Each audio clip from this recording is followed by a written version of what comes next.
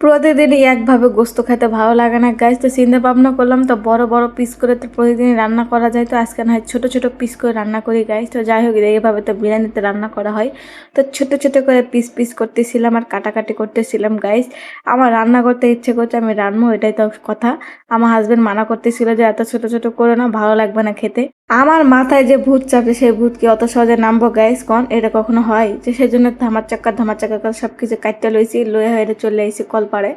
মানে কলের দিয়ে নিচে দিয়ে দিছি বলটা দিয়ে ধামার চাক্কা করে ধুচ্ছিলাম আর দেখতেছিলাম কুরবানির গোস্ত ধুয়ে পাগলে থুছিলাম, পানি ঝরায় রাখছিলাম, তারপরেও দেখতেছিলাম যে একেবারে লাল পানি বেড়ে যাচ্ছিল। তো যাই হোক, লাল পানিতে বের হবো গরুর গোস্ত বলে কথা, তাই না গাইস? তো যাই হোক, এদিকে ধামার চাক্কা করে অনেক সুন্দর করে ধুয়ে নিছিলাম। দু তিনবার ধুছিলাম, কিন্তু দেয়াইছিলাম একবার। তো যাই হোক, এদিকে ধোয়া ধুই করে চিবড়ে চিবড়ে নিচ্ছিলাম যাতে পানি কম থাকে গায়ে, সেই জন্য আর কি। তো যাই হোক, এদিকে কিন্তু সুন্দর মতো করা হয়ে গেছিল।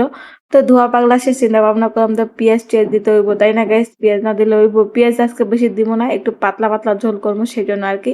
প্রতিদিনই তো ঘন ঝোল করে একটু খাওয়া হয়, তো আজকে আমি পাতলা পাতলা করে খাই।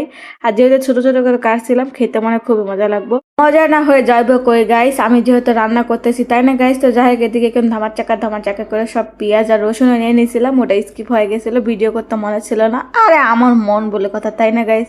আমার মনে যে কখন কি চলে আমি নিজেও বুঝি না। তো যাই হোক, এদিকে ধামার চাকা করে বল থেকে গোস্তটিকে প্রেশার কুকার নামে নিলাম। কারণ যে গ্যাসের দাম বাইরে গেছে গাইস, গ্যাসে রান্না করা যাবে না বেশিক্ষণ ধরে, অল্প সময় যাতে রান্না হয় সেজন্য আর কি। তো দেখবার পাইতেছেন আমি সব কিছু মশলা বাড়ি দিচ্ছিলাম, গুঁড়া মরিচ একটু বেশি দিয়ে লইলাম।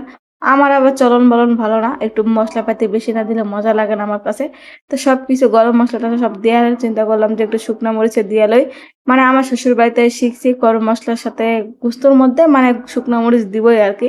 তো যাই হোক, এদিকে গরম মশলা আর শুকনো মরিচ দেওয়া হয়ে গেছে গাইস, দেওয়ার পরে চিন্তা ভাবনা করে একটুখানি তেল দিয়ে লই, তেল না দিলে তো হইতো না।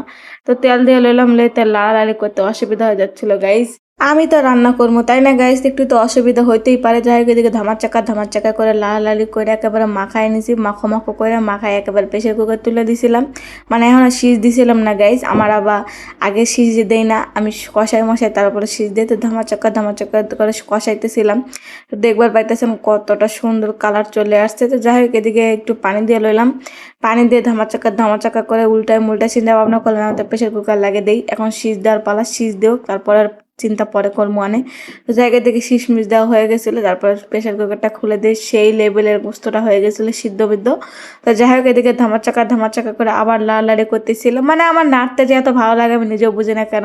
তো যাই হোক, এদিকে একটা কড়াই তুলে দিছি, মানে কড়াইয়ের মধ্যে ঢালে নেবো তাই জন্য গাইস। তো যাই হোক, এদিকে কড়াইয়ের মধ্যে ঢালে লইলাম। দেখবার পাইতেছেন গোস্তগুলি সেই হয়েছে, সেই একটা একটা করে নেমু খাদের খামো, তাই না গাইস? তো যাই হোক, এদিকে পানি দিয়ে দিলাম, ঝোল মানে ঝোল দিয়ে দিলাম। তো কেমন